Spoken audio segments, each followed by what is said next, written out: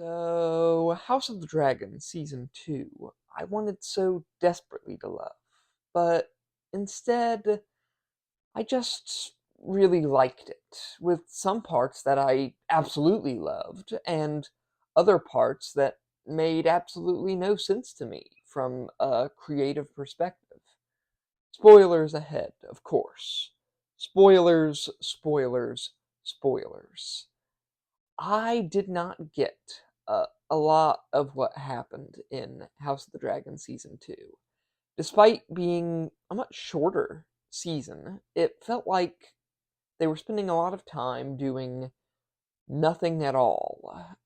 When I heard that it was going to be a shorter season, I almost thought that was going to be a good thing, that they were going to tell a more compact eventful story, learning from some of the mistakes made by Game of Thrones and indeed by George R. R. Martin himself. Nobody needs a rehash of Dorne, for instance. But no, unfortunately, it is in some ways just that.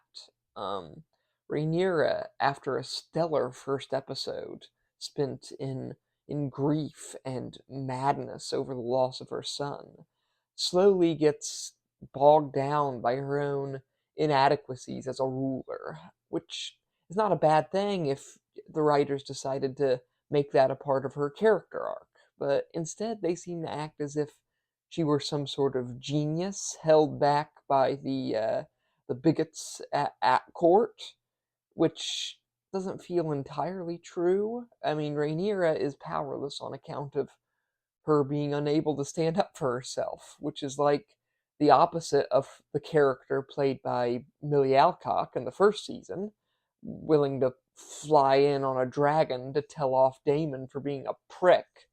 Uh, and you've got like Princess Rhaenys, at least as characterized in this season, being a very proactive fighter type, very clever, very strong and capable. And she gets murdered by wayward character Aemond Westerosi Psycho Targaryen. Aemond, who has somehow managed to make me bleach my eyeballs, cheer for him, laugh and scream, and shake my head in disappointment, all in a handful of episodes. A well acted, well written character, in my opinion. Bravo, you big freak of nature. Um, but no matter how many atrocities are committed in this civil war, neither Rhaenyra nor her supposed rival Alicent seem to have the courage to end the war, right? I mean, I'm afraid to say it, but it doesn't seem like peace was ever an option, not after the murder of children. And it doesn't feel like the mother and grandmother of said murdered children would be in the mood to negotiate after, again, those murders. Um, but even Aemond and Daemon, who are seemingly portrayed as the more intelligent, decisive members of the cast, they act out of character at times, all in favor of the all important capital T, capital P, the plot.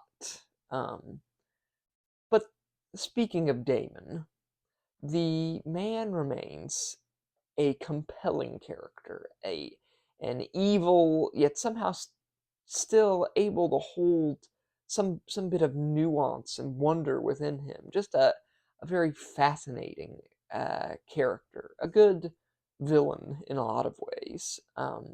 His stay at Harrenhal is riddled as it is with dreams and sorcery, is perhaps one of the most George R. R. Martin things ever to happen on the small screen ever. Um, but Damon, he's having nightmares about Rhaenyra and Viserys, his brother, and weird sex dreams about his mom, and to cap it all off, a freaking veritable vision involving book accurate Bloodraven, Daenerys, and the Song of Ice and Fire itself, cluing him into the fact that he is not so important in the grand scheme of things. This petty war of theirs is only ever going to end in catastrophe, I suppose. Um, by the way, remember when I said that the antlered figure he saw in the Weirwood Grove was Patchface? Yeah, it's not Patchface. It's a green man, I'm pretty sure. I don't know what I was thinking.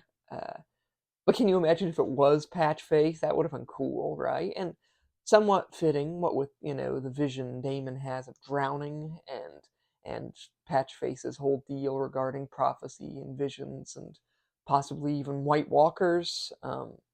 It wouldn't have been completely out of the blue, uh, which is probably why I was thinking it. But it's all great and helped along by Alice Rivers, the wonderful Witch of the West, um, and I'm really looking forward to just the compiled fan edit of the Haunting of Harrenhal, which is just all those scenes put together.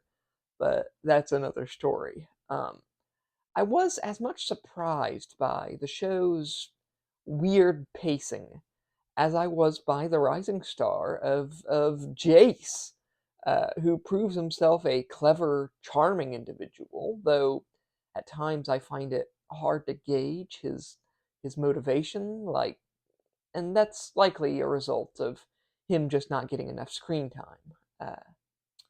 Overall, I think that episode 4 in the season, titled "The Red Dragon and the Gold," was perhaps the only episode worth its salt, in my opinion.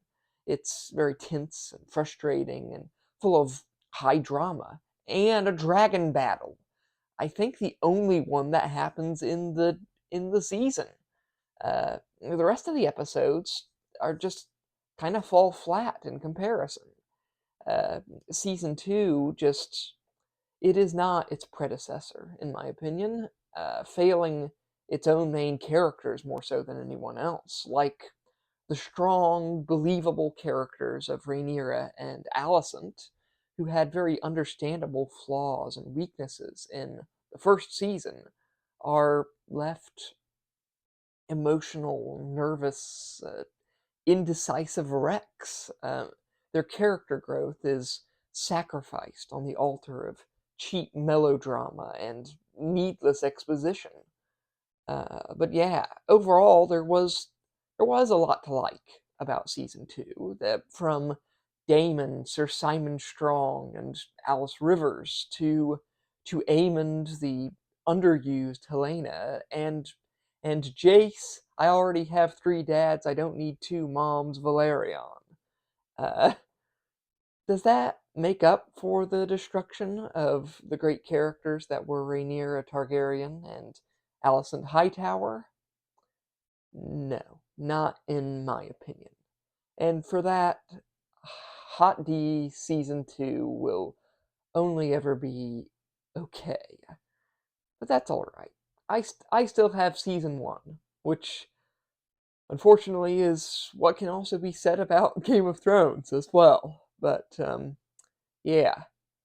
Like and subscribe if you want to hear me talk about more nonsense. I've been Connor Freeman, voice of the Weirwoods.